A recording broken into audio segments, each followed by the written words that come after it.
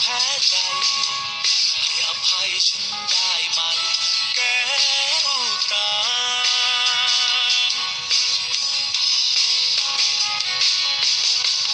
ฉันมันคนเลวที่ยังรักเธอรู้ว่าเธอมีค่าตอนเธอจากไป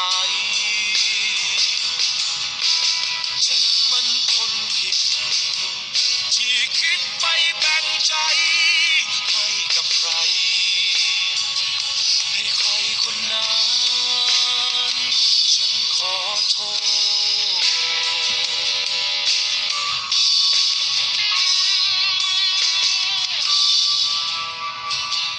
ตอนเธออยู่ก็ไม่รู้เธอนั้นมีค่าเพียงใดเมื่อไม่มีเธอจึงได้รู้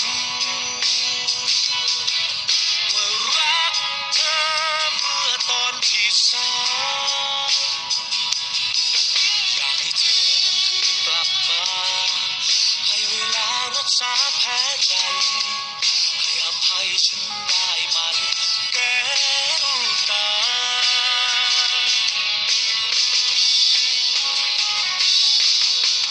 ฉันมันคนเล